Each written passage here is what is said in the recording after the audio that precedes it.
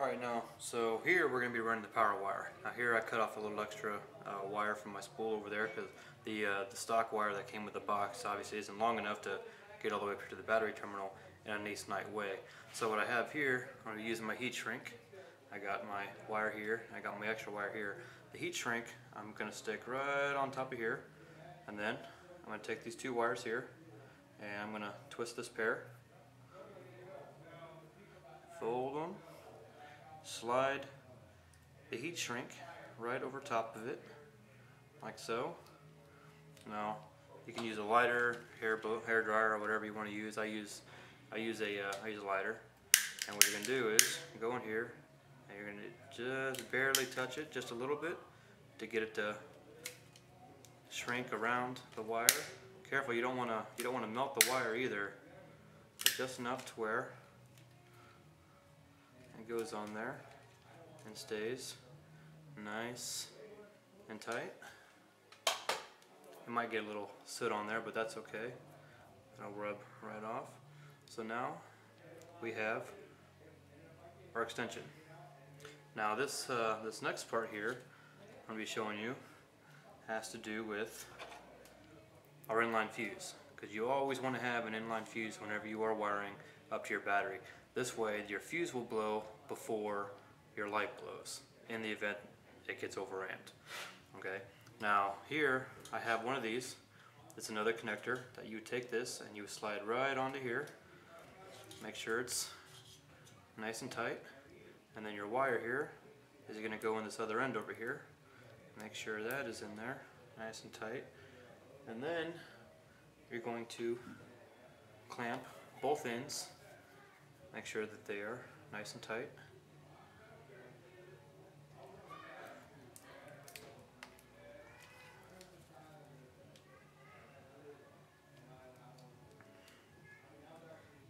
Okay, I got one end here. Hold the wire in.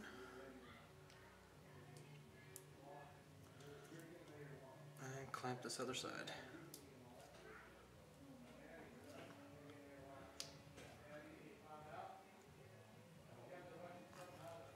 There, that'll keep your power wire nice and tight. Make sure to go ahead and do both sides over again just to make sure that you have a nice tight connection. You don't want this falling apart while it's on, because, well, face it, if you have a loose power wire just hanging anywhere inside your engine compartment, then you have the potential of causing some pretty serious damage. Alright, now on this side here you're going to put another one of those little clips on here. You can either use a round one or you can use a spade one like I used before. Now this would be a good time to disconnect your battery if you haven't already done so. Now this is the little circular one that I'm going to be using here. It has a yellow end. It's big enough to fit my inline fuse, and it's also just enough to fit onto my battery terminal. Now before I put this back in, I'm going to go ahead and attach this to the inline fuse. Again, this will slide right on there. You want to make sure you get it in there nice and tight.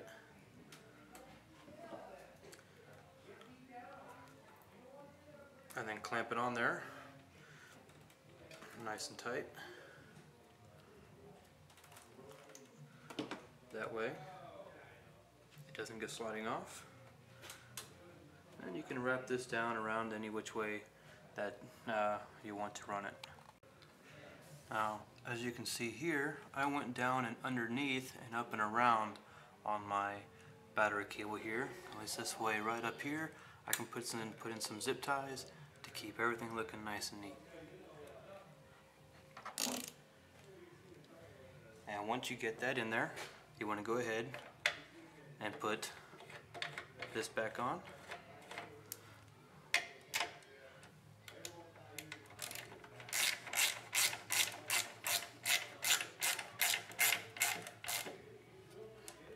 Make sure that is nice and tight.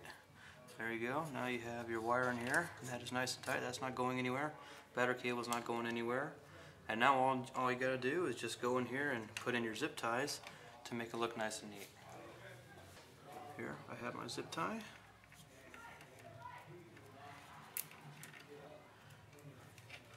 Keep this tucked in underneath that. Pull this nice and tight. Keep that in there. And put a second one right along over here in the middle.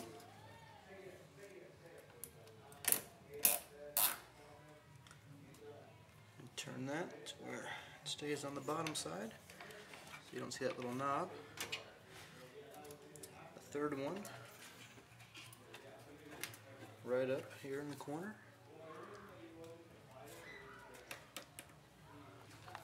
And go right up here. Keep a wire attached up here. Turn that. That's nice and tight. And then around here you can put other zip ties if you want to, or you can use a little bit of electrical tape to kind of hide it out of the way. Whichever works for you. And that's about it. So I hope it was educational, and I wish you good luck on installing your Night Rider light bar.